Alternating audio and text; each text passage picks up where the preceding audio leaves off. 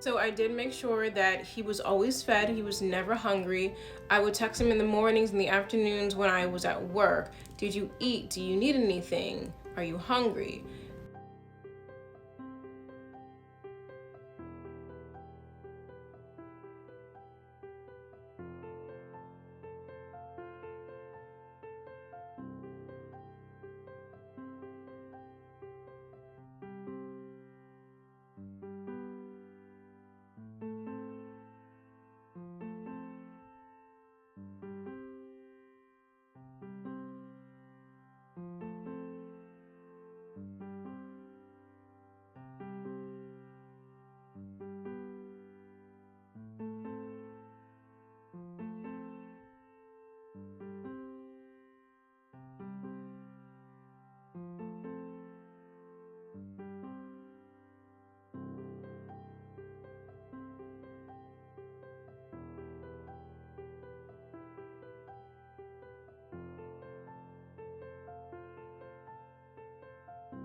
I would go to work in the morning. If I did a 12-hour shift from 7 a to 7 p, I would take out some meat or some fish from the freezer, put it in the refrigerator, so when I got home from work, I could just make dinner and cook everything. I always had my meals planned out in my head, especially if I knew he was coming over. And there were often times where I would text him and say, "What do you want to eat tonight for dinner?"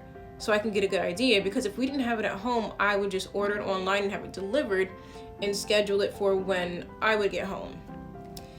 And if he said, "I don't know," then I would just make up whatever we ate on my own. Or if he asked for something specific, I would, order something specific and make that.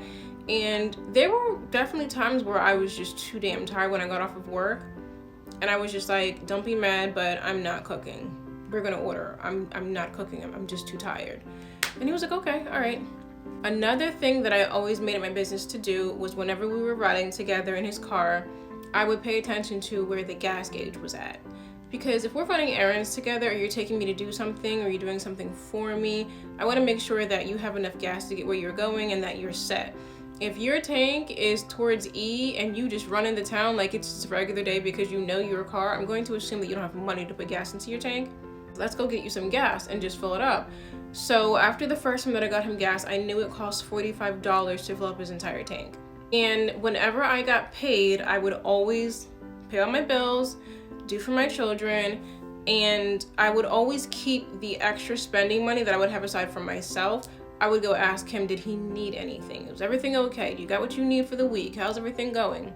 I pay close attention to him in conversation when he would talk about other bills. Like, he kept saying for like months, "I need to get an oil change, I need to get an oil change, I need to get new tires." So one day when we were together, I was like, "Hey, do you want to go get new tires? Like, how about I pay for two, you pay for two? Because tires are expensive. Let's not play games." Like, and I'm not a sugar mom. Let's be honest. I'm not. I was just being supportive and helping because I was very observant and I paid attention. And I wanted to make sure that he was happy and that he did feel like I was receptive to whatever he was going through, because he's a single father. We ended up not getting the tires the day that I said, "Let's go get your tires," because he wanted to get them all at the same time and I was only paying for two. I did pay for him to get his oil changed and get some work done. And in the Zelle transaction that I sent to him, it says that it's for car maintenance or it's for the car.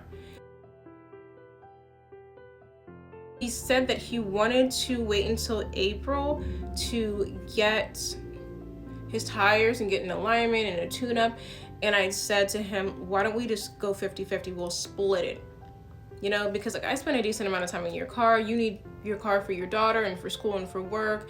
And if you are in a financial bind right now and I have it, why don't we just split it? So we made a deal that we were going to split that for him, but we didn't make it to April.